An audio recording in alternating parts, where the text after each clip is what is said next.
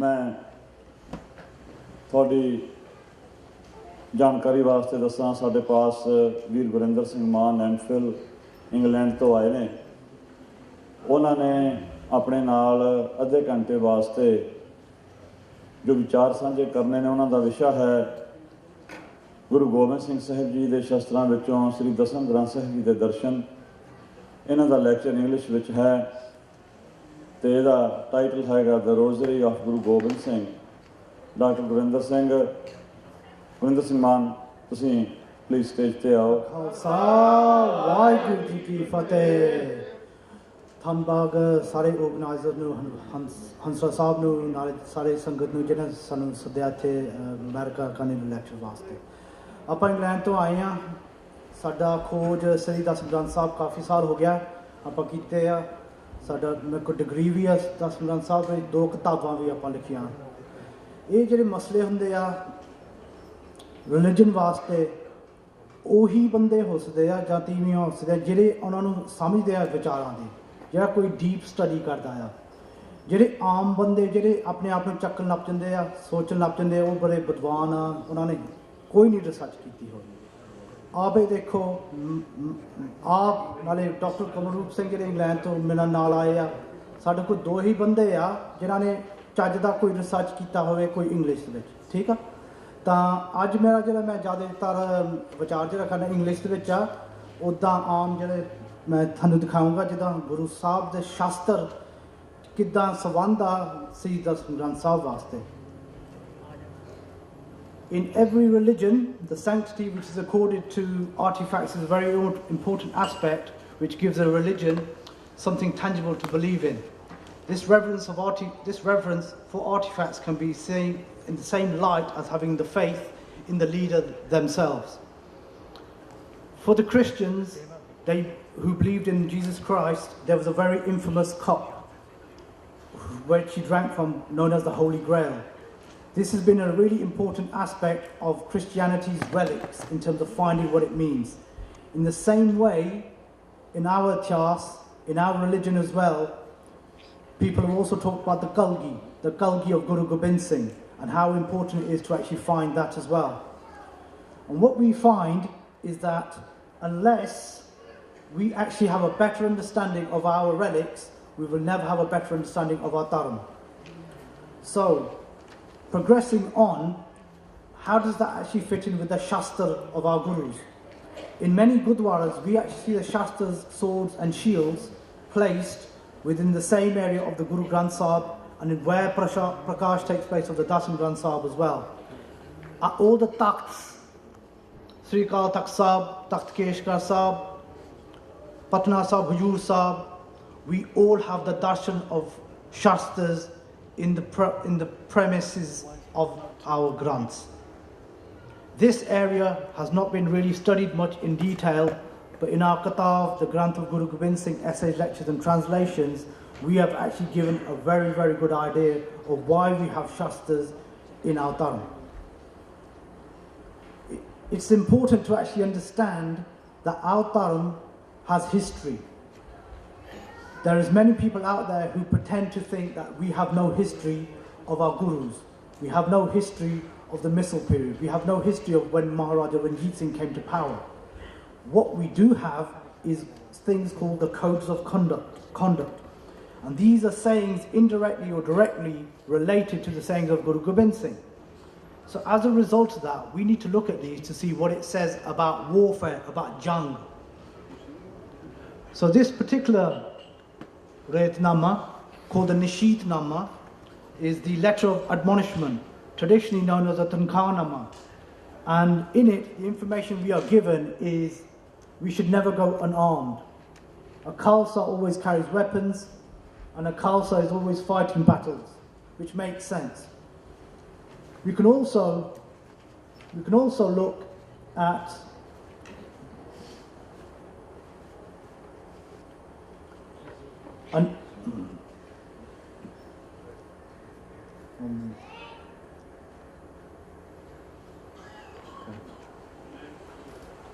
we can also look at another Retnama, which is a Chopasing Retnama.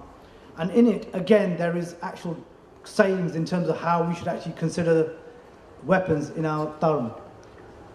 So for instance, a Gursikh should always carry weapons, both large and small. He should have at least a weapon upon his person. A Gursikh should revere and worship puja the Shastras. The right to rule is won and sustained by the sword and should only be used as like a last defense. This is very similar to what Guru Gobind Singh says in the Zafarnama. So we can see these kind of ideas coming through in the early period in terms of the Retname. We also have the Desa Singh Retnama. Again, what that's saying is the Khalsa should not be without weapons. Do not pray without having your weapons upon you. In a battle, the Singh should roar like a lion. A Khalsa who is killed in battle will certainly go to paradise and have Shahidi. Again, if you look at the Daya Singh Retnama as well, it gives you ideas in terms of how we should proceed in terms of understanding weapons. One important Retnama is referred to as the Prem Samara Granth. And within it, there are some really, really interesting ideas as to how Shastras should be arranged. And it refers mainly to the missile period. And basically what it's saying is, as a Khalsa commander rose up in the ranks, he would be rewarded with different types of Shastras. This interesting document also refers to one eventual Shastra called the Gul Shastra, which is almost like a rosary of weapons, which was given to the commander within the battlefield. It was almost like what we call a battle standard, a Nishan Sahib in a way as well. So this is something, what a Gul Shastra would probably look like, an array of weapons displayed, but to be carried in battle. And if we look at Takht Huzur Sahib, we also see a really, really important idea how Shastras can be displayed. If we look on the right, the first symbol there, that's all called the Asht Puja. And that is normally carried, or was actually given to Guru Gobind Singh, and is now actually displayed within the tenets of Takht Huzur Sahib. But if we look at Nagina Ghat, again, this is an old picture, but it actually displays the weapons in an array, which actually means the Shastras have a really, really important place to play, not within just the Gurudwara context, but in place of the scriptures as well. We can also turn to a number of anecdotes which tells us more information about Shastras. And an important one, again, if we go to the Retname, is one of Bhai Daya Singh, who says, I myself, Sri Mukhwak, communicate the Joboy and Surveyor for focusing the minds of my followers and nerving them for battle. So Dasam Bani prepares someone for battle. We also can see different Sakya as well. If we look at the first one, from Garbilas Bashai Dasmi, the Guru is being described as being one where he's actually sitting next to a bed, where all different arrows, bows, swords are actually displayed. And within it, we also see that they're displayed in such a way that it has such a perfect way of actually explaining what weapons mean. We also have another example from Guru Ki Sakya, which is the Sakya of Hamir Singh, where the Guru gave a shield and a spear, and he was asked to revere them with incense and carry them at all times. Again, just highlighting that particular point. This all leads to the practice of Shastra Vidya. And the idea about Shastra Vidya has many components. If we talk, for instance, about Shastra Puja, the worship of weapons, Shastra Prakash, the laying of Shastra in front of the scriptures, the Pentra meaning the actual moves which the Shastra Vidya practitioner moves around the scriptures, around the actual weapons, is almost like a dance. Dasam Bani is very, very important now, because when you are actually about to undertake Shastra Vidya, you have to understand the Bani, Shastra Namala, Chandidivar, and another important composition which is termed apocryphal is Bhagoti Astotar. Within that particular Bani, which is generally actually recited quite in depth by Kirtani singers, is the Tuk which we say Sada Jai, Sada Jai, Sada Jai Bhagoti. Forever hail, forever hail, forever hail the sword. The key component here being we have salutations to the sword. We can then also turn to the Shastra Namala Puran, which is one of the key component compositions of Sri Dasam Granth, which talks about the rosary of weapons. The actual meaning is the holy rosary of the names of ancient weapons. One of the questions which mainly people ask is, why does Guru Gobind Singh compose Bani about Shastras? Well, it's a bit of an illogical question, because the point being here is, if on 1699 we had recitations of Japji Sahib, Jap Sahib, Anand Sahib, Swaye, Chopi Sahib, the Amrit could only be consecrated with the use of the Khanda.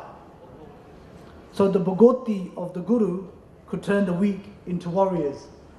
So if we turn now back to Shastra Namala, we can see the different kind of aspects to the Bani in terms of the weapons which are described. Bhagoti, the swords, Chakkar, Tarkas and Ban, bow and arrow, Pash, which is the noose, and the Tupak, which is the gun.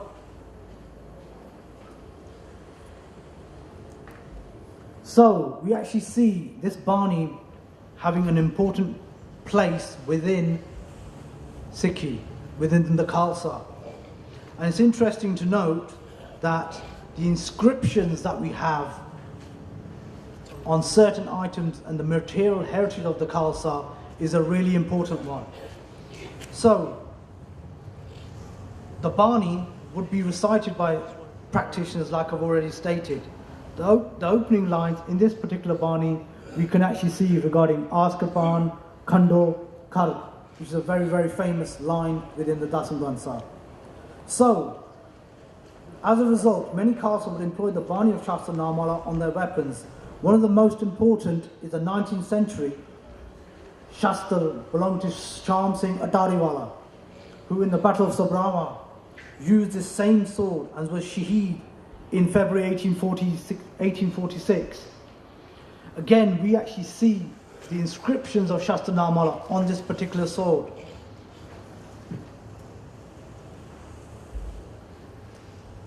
We also see another particular sword with a different kind of hilt, but again with the inscriptions from Shastra Namala as well.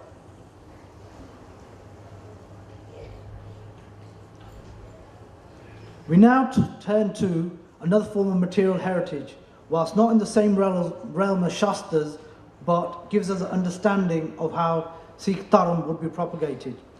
These relics are in the form of what we call copper plates or Tamar Patra. And these have been used in India for many, many, many years in terms of announcing religious instructions. There have been 3 noted copper plates within Sikh history in relation to Guru Gobind Singh. However, recently there's been the find of a Tamar Patra belonging to Guru Hargobind Sahib, and there's also some noted instructions related to Gurtej Bahadur as well. So the 3 that we are aware of is one which was based at Naina Devi, and the second which was based at Kurukashetra, which is now appears to be lost, and the third one, and the highly significant one, which is kept at Kapul Mochan. And this third plate has some ramifications in terms of what the Ardas means. So Khalsa Ji, if you can actually see on the screen right now, we actually have the Tamar Patra, which was given to the priests at the centre of pilgrimage down there. And the Ardas, which comes from Sri Dasam Granth Sahib, this plate bears the date 1679, and it says, "One God with the grace of the Guru, the Khalsa belongs to the immortal one. Guru Gobind Singh bestowed the Hukamnama on Jwala Das Brahma on Tuesday 14th October 1679. My Sikh who follows this Hukamnama will be blessed." This continues with the opening lines of the Ardas. So local history tells us that within the Guru Ki Sakhiyan, within the Charta Pakhiyan as well, Charta 71, it tells you of Guru Gobind Singh going to Kapil Mochan. We also have a Hukamnama which was given to the same priest at a later time. So as a result, we now need to see what are the salutations that were inscribed on the sword and gives us another direction of how to consider the Khalsa.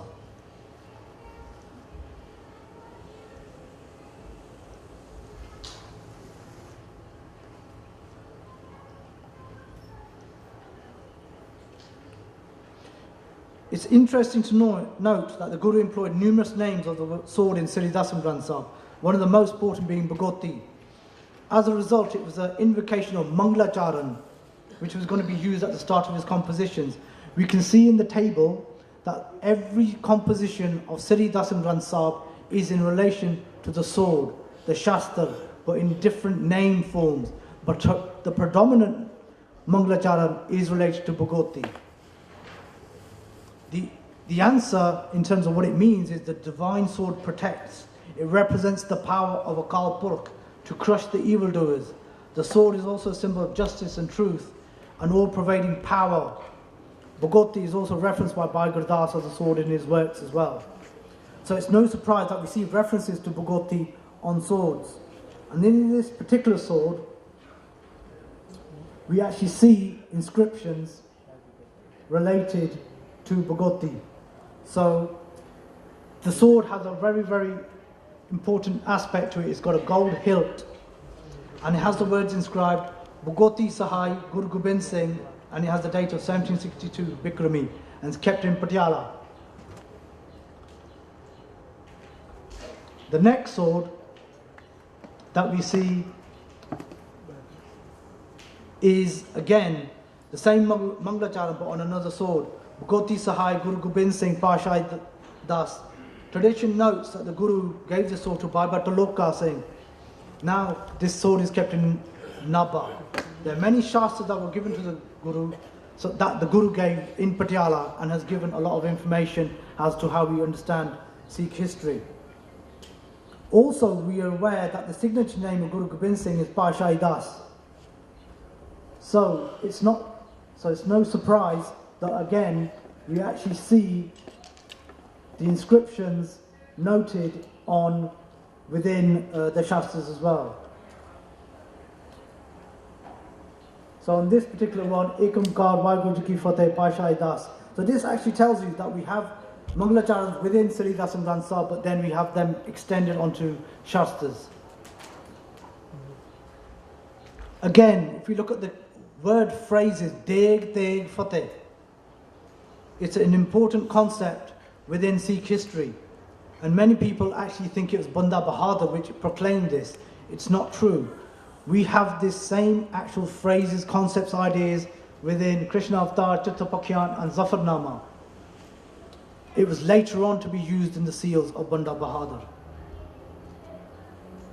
We now also turn, and again we can also see the inscription on swords as well. We now turn to Baba Deep Singh, and we know that in the Khalsa, the chakra was an important idea in terms of how the Khalsa should be seen. The chakra would be on the Damale, Nihang Singhs, or worn them in Sikh history. The chakra is really, really important to aspects of Sikh history. So it's no surprise that we actually have the chakra of Baba Deep Singh, which contains the Bani from Japsal, Akal Ustat, and the Ram Avatar as well. It may be interesting to note that this Bani would have actually been read, but then also employed, like we said, on things like chakras. So we actually see this chakra, which has or previously been seen at the Akal Takht Sahib. Another important aspect to how we see the Bani being displayed is on the Charena. If anyone knows what a Charena is, it means four mirrors. Punjabi, which can be a peti, which is like a belt, which means that it's protection for the Khalsa. The Sikh warrior would not be complete without this kind of bodily armour. So the peti is considered to be a very, very important aspect of Sikh history. We actually see the body armour of Guru Gobind Singh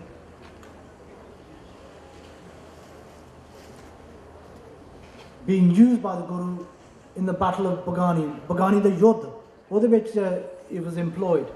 So what we see is verses from Japji Sahib, we see the Mool Mantar on there, we see Jap Sahib di Bani, we see Akal Ustat, and we also have a Bani known as Rakhiya Shabad, which is a very, very important aspect of protection for the Khalsa.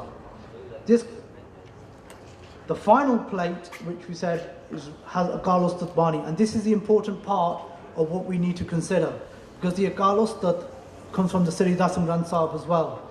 As a result of this breastplate, the Jarena, it was used, like I said, in the Yudh. And Guru Gobind Singh in Bachata Natak talks about his battle with Harichand. And then when the battle, the arrow hits and pierces the armor. We know this in Punjabi as Jabe Baan Lagyo, Tabe Ros Jagyo. With the edge of the arrow touched my body, it kindled my war spirit. This is actual factual information related to the history of Guru Gobind Singh, and actual contains the inscriptions like we said on this Jarena.